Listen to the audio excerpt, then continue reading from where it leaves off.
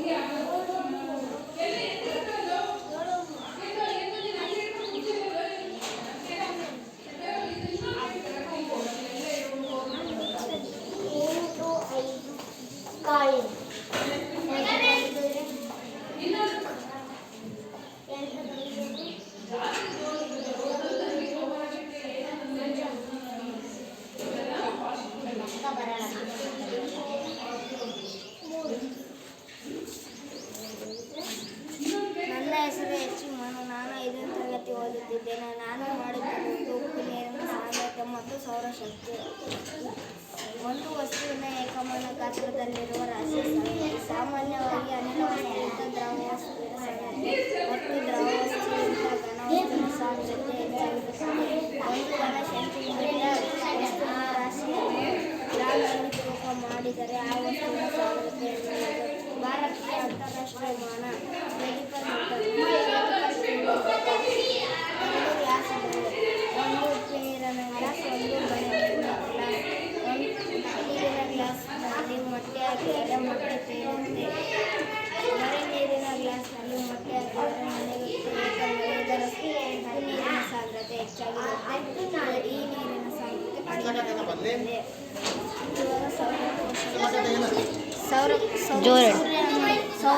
ಸೂರ್ಯನಿಂದ ಪಡೆಯುವ ಶಕ್ತಿಗೆ ಸೌರಶಕ್ತಿ ಎನ್ನುತ್ತೇವೆ. ಸೌರಕೋಶ ಸೂರ್ಯನಿಂದ ಪಡೆಯುವ ಸೂರ್ಯನಿಂದ ವಿದ್ಯುತ್ ಬಳಕೆ ಮಾಡಬಹುದು.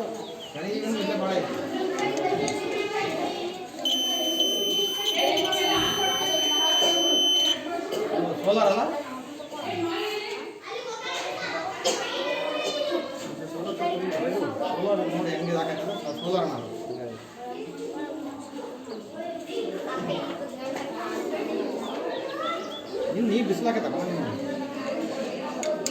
ಹೇಳಾಗತ್ತೆ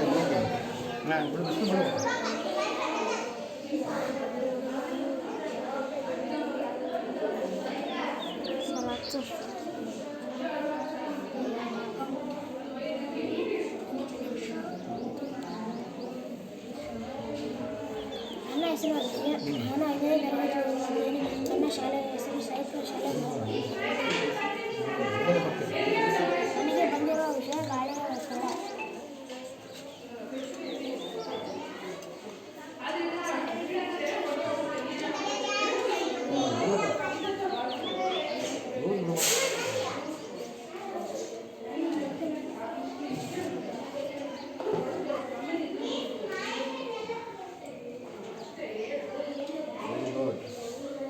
ಏನಪ್ಪ ಗಾಳಿಯ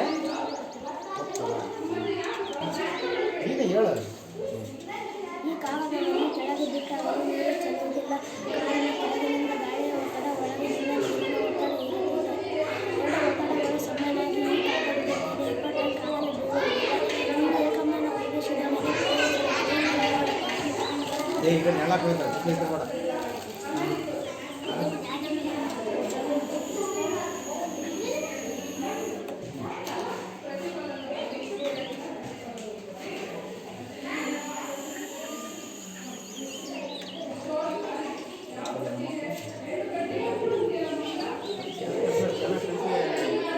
ಹೆಸರು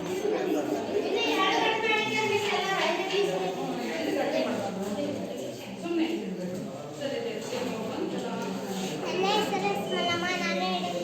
ನಾನು ಹೇಳ್ತಿದ್ದೆ ನೀರಿನಲ್ಲಿ ಮೇಲೆ ಇರುವ ವಸ್ತುಗಳನ್ನು ತೇಲುವ ವಸ್ತು ಎನ್ನುತ್ತೇವೆ. ನೀರಿನಲ್ಲಿ ಹಾಕಿದಾಗ ಯಾವುದು ತಳಸೇರುತ್ತದೆ ಮುಳುಗುವ ವಸ್ತು ಎನ್ನುತ್ತೇವೆ. ಇದು ಕಲ್ಲು. ಇದು ಹಾಕಿ ನೋಡಿದಾಗ ಇದು ಮುಳುಗುವ ವಸ್ತು. ಇದು ಎಲೆ. ಇದು ಹಾಕಿ ನೋಡಿದಾಗ ಇದು ತೇಲುವ ವಸ್ತು. ಬೇರೆ ಒಂದು ಹಾಕಿ ತೋರಿಸ್ಬೇಕು. ಅವು ತೆಗಿ ಕೈಯಿಂದ ತೆಗಿ. ಎಷ್ಟನೇ ಕ್ಲಾಸ್ ಅಮ್ಮ ನೀವು? Very good. ಏನು ನಿನ್ನ ಹೆಸರು? ಮಲ್ಲಮ್ಮ. ಯಾರು ಹೇಳ್ತಿದ್ದಾಳೆ ಅಂತ ಗೊತ್ತಾಗ್ತದೆ. ಮಲ್ಲಮ್ಮ ಯಾರು ಮಲ್ಲ? ಮಕ್ಕ ಕಾಣುತ್ತವಾಗ ಕಣ್ಣೀರಪ್ಪ ಮಗಳು. ಇದು ಅಡಿಕೆ. ಇದು ಹಾಕಿ ನೋಡಿದಾಗ ಇದು ಮುಳುಗುವ ವಸ್ತು. ಇದು ಟೊಮೊಟೊ.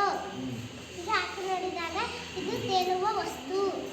ತೇಲುತ್ತದೆ, ಅದಕ್ಕೆ ಇದನ್ನ ತೇಲುವ ವಸ್ತು ಇದು ಎನ್ನುತ್ತೇವೆ. ತೇಲುತ್ತದೆ, ಅದಕ್ಕೆ ತೇಲುವ ವಸ್ತು ಎಂದು ಕರೆಯುತ್ತೇವೆ. ತೆಗಿಯಮ್ಮ, ತೆಗಿ, ಏನಾಗಲ್ಲ. ಕೈ ಹಾಕಿ ತೆಗಿ. ಚೆಲ್ಲೆ ಚೆಲ್ತವೆ, ಏನಾಗಲ್ಲ. ಇನ್ನು ಹೊರಗೆ ಇಟ್ಕೊಂಡು ನೀರು ಚೆಲ್ಲು, ಏನಾಗಲ್ಲ. ಇದು ಕಾಯಿ. ಇದು ಕಾಯಿ. ಇದು ಹಾಕಿ ನೋಡಿದಾಗ ಇದು ಮುಳುಗುತ್ತದೆ. ಇದು ಮುಳುಗುತ್ತದೆ, ಅದಕ್ಕೆ ಮುಳುಗುವ ವಸ್ತು ಎನ್ನುತ್ತೇವೆ. ಲವಣ್ಯ. ನನ್ನ ಹೆಸರು ಲಾವಣ್ಯ. ನಾನು ತರಗತಿ ಓದುತ್ತಿದ್ದೇನೆ. ನಾನು ಹೇಳಿದ ವಿಷಯ ಸಸ್ಯದ ಭಾಗಗಳು. ಅಮ್ಮ ನಿನ್ನ ಹೆಸರು ಹೇಳು. ಲಾವಣ್ಯ ಸರ್. ಲಾವಣ್ಯ. ನನ್ನ ಹೆಸರು ಲಾವಣ್ಯ. ನಾನು 3ನೇ ತರಗತಿ ಓದುತ್ತಿದ್ದೇನೆ. ನಾನು ಹೇಳಿದ ವಿಷಯ ಸಸ್ಯದ ಭಾಗಗಳು. ಸಸ್ಯಗಳು ನಮಗೆ ಉಸಿರಾಡಲು ಗಾಳಿ ನೀಡುತ್ತವೆ. ಇಂತಹ ಸಸ್ಯದಲ್ಲಿ ಅನೇಕ ಭಾಗ. ಅವುಗಳೆಂದರೆ ಹೂವು, ಎಲೆ, ಕಾಂಡ, ಬೇರು. ಸಸ್ಯದಲ್ಲಿ ಎಲೆಗಳು ಉಸಿರಾಡುತ್ತವೆ ಮತ್ತು ಆಹಾರ ತಯಾರಿಸುತ್ತವೆ. ಬೇರು ಮಣ್ಣಿನಲ್ಲಿರುವ ನೀರು, ಲವಣ ಇರುತ್ತದೆ. ಹೂವು ಸಂತಾನೋತ್ಪತ್ತಿ ನಡೆಸುತ್ತದೆ. ನನ್ನ ಹೆಸರು ಟಿ ಅಜ್ಜಯ್ಯ. ನಾನು 2ನೇ ತರಗತಿ ಓದುತ್ತಿದ್ದೇನೆ. ನನ್ನ ವಿಷಯ ಬಗ್ಗೆ ನಕ್ಷಿಸುವ ಮೇಣದ ಬಗ್ಗೆ. ತಕ್ಕಡಿಯಲ್ಲಿ ತೂಕ ಕಡಿಮೆದ ಭಾಗ. ಹಚ್ಚಿ ತೋರಿಸು.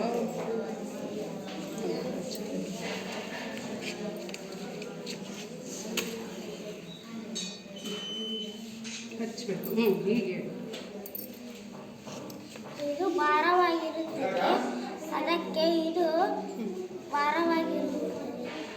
ಭಾರ ಆಗಿದ್ದಾಗ ಏನಾಗುತ್ತೆ? ಅದು ಉರಿದು ಭಾರ ಆಗಿರೋದು ಕೆಳಗೆ ಬರುತ್ತೆ, ಅಗ್ರವಾಗಿರೋದು ಮೇಲೆ ಬರುತ್ತೆ.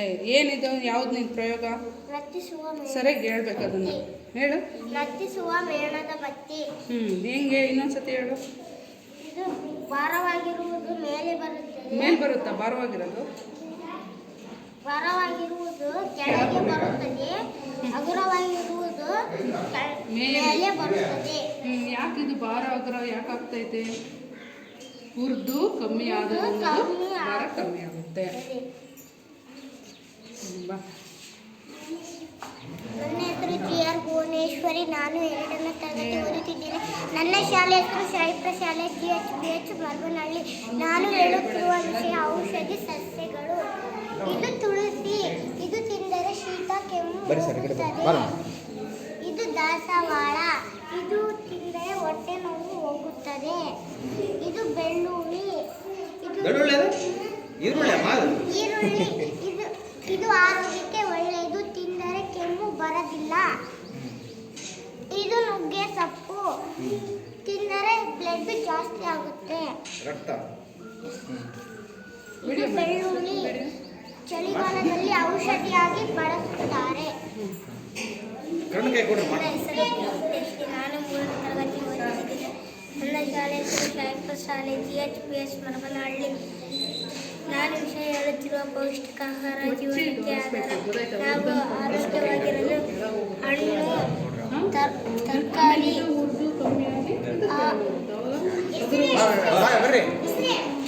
ದಾಳಿಂಬೆಹಣ್ಣು, ಸೇಬೆಹಣ್ಣು, ಈರುಳ್ಳಿ, ಬೀಟ್ರೋಟು, ಆಲೂಗಡ್ಡೆ, ಬಿಸಿಂಬಿ, ದ್ರಾಕ್ಷಿ, ತೋರಿಸ್ಬೇಕು. ಇದೆಲ್ಲ ದ್ರಾಕ್ಷಿ, ಇವೆಲ್ಲ ಏನಿವು ಇವೇನಿವು ತರಕಾರಿ, ಇವೇನಿವು ಸೊಪ್ಪುಗಳು, ಹಾಂ ತಿಂದ್ರೆ ಏನಾಗುತ್ತೆ ಹೇಳ್ಬೇಕು ಬಾರಪ್ಪ ಎಲ್ಲಿಗೆ ಬಾ ದೇಹ ಬಾ ಬರೋಣ ನನ್ನ ಹೆಸರು ಮೋನಿಶಾ. ನಾನು 3ನೇ ತರಗತಿಯಲ್ಲಿ ಓದುತ್ತಿದ್ದೇನೆ. ನನ್ನ ಶಾಲೆ ಎಲ್ಲ ಹೆಸರು ಬರೋದು. ಶಾಲೆ Parents. CSPS ಮರಬನಹಳ್ಳಿ. ಹಿಂಗೆ ಹಿಡಿಬೇಕು ಎಲ್ಲ ಬರೋದು. ಎರಡು ಬಲೂನ್ಗಳನ್ನು ಒಂದು ಕೋಲಿಗೆ ಕಟ್ಟಿ ತಕ್ಕಡಿಯ ರೀತಿಯಲ್ಲಿ ನೋಡಿದಾಗ ಗಾಳಿ ಪೂರ ಬರು ಕೆಳಗೆ ಬಾಗುತ್ತದೆ. ಇದರಿಂದ ಗಾಳಿಗೆ ತೂಕವಿದೆ ಎಂದು ಹೇಳಬಹುದು. ನೀರಿಗೂ ಸಹ ತೂಕವಿದೆ. ನನ್ನ ಹೆಸರು ಯಜಮಾನ. ನಾನು 5ನೇ ತರಗತಿಯಲ್ಲಿ ಇಲ್ಲಿ ಬಂದಿಗೆ ಹೋಗ್ಬೋದು. ನನ್ನ ವಿಷಯ ದಾನಕ್ರಿಯೆ.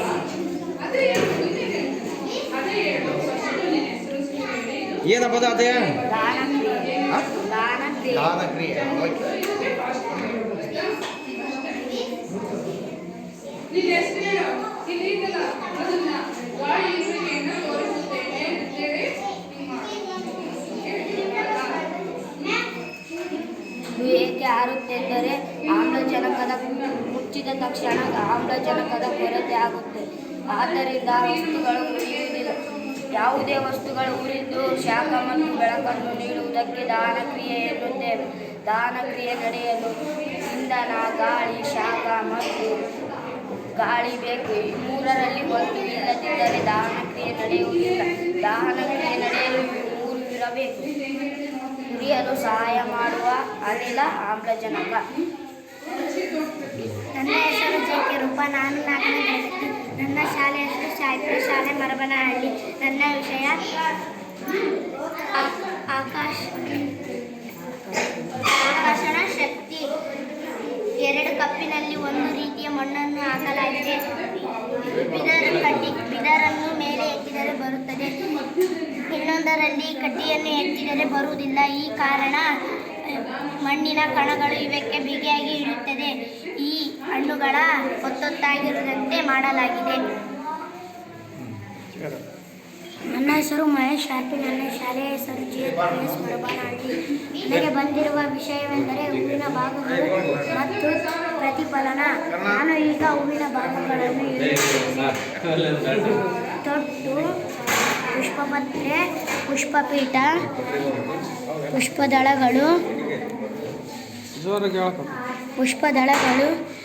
ಶಲಾಕೆ, ಶಲಾಕಾಗ್ರ, ಕೇಸರಮಂಡಲ, ಕೇಸರ,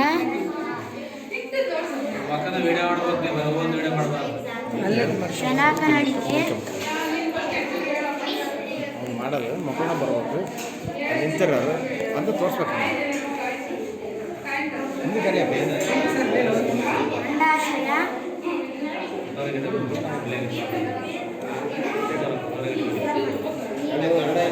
ಕಟ್ ಮಾಡೋದು.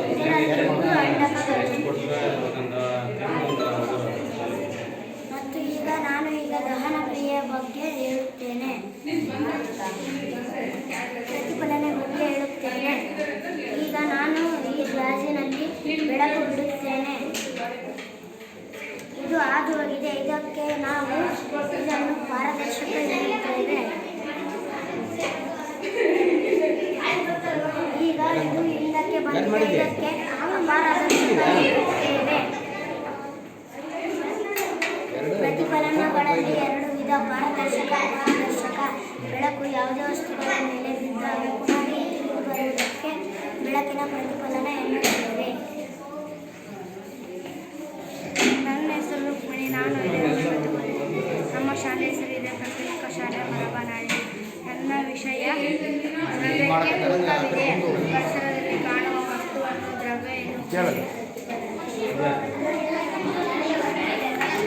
ಗ್ಲಾಸ್ನಲ್ಲಿ ನೀರನ್ನು ತುಂಬಿ ಕಲ್ಲನ್ನು ಬಿಟ್ಟಾಗ ಕಲ್ಲು ಸ್ಥಳವನ್ನು ಆಕ್ರಮಿಸುತ್ತದೆ.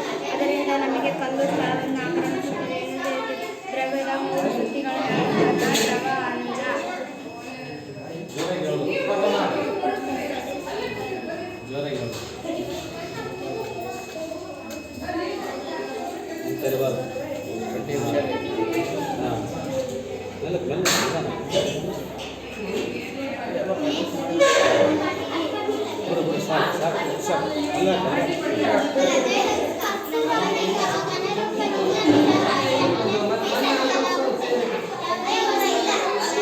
ಸ್ಥಿತಿಗೆ ಮತ್ತು ಅನಿಲ ಸ್ಥಿತಿಯಿಂದ ನೇರವಾಗಿ ಘನಸ್ಥಿತಿಗೆ ಬದಲಾಗುವುದನ್ನು ಪತನ ಎನ್ನುತ್ತೇವೆ. ಉದಾಹರಣೆ ಕರ್ಪೂರ ಎಲೆ ಘನದಿಂದ ಅನಿಲ. ನನ್ನ ಹೆಸರು ವೀಣಾ. ನಾನು 6ನೇ ತರಗತಿ ವಿದ್ಯಾರ್ಥಿ. ಸರಿ ಎಲ್ಲ ಕಡೆಗೆ ಮಾಡಕ್ಕೆ ಬಂದರೆಲ್ಲ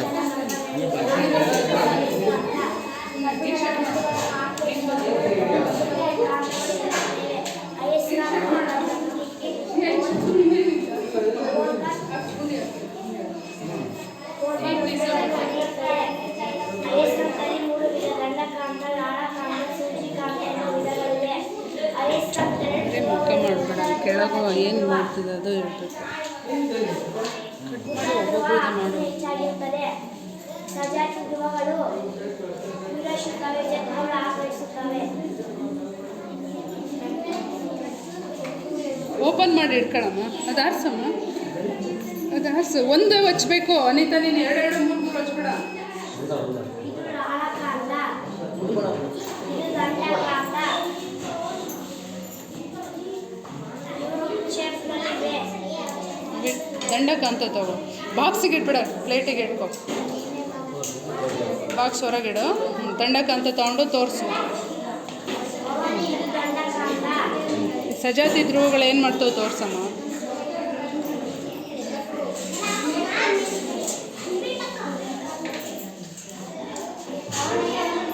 ಇದು ಲಾಳಕಾಂತ.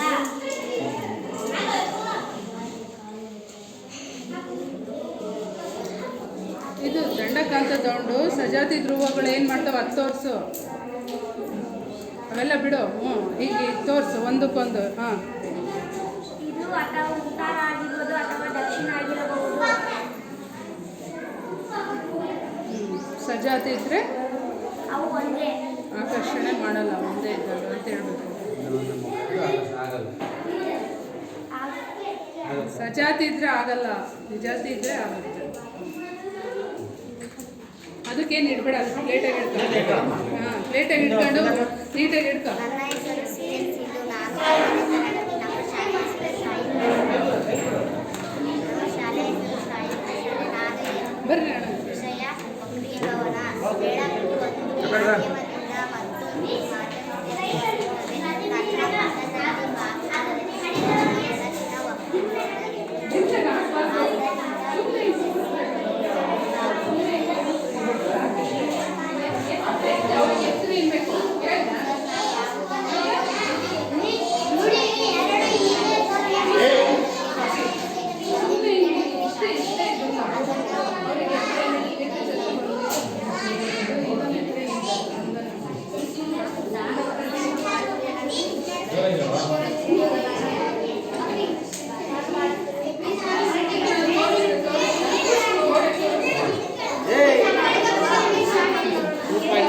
ಅದು ಕಟ್ ಮಾಡಿಬಿಡಿ ವಿಡಿಯೋನ.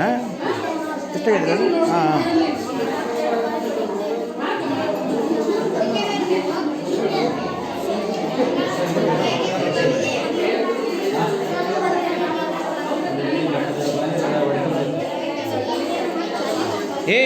ನೀವು ಮಾತಾಡಬೇಡ. ಮಾತಾಡಿನಿ ಅಂತ ಕೇಳಿದ್ರು. ಮಂಜ ಅದೇ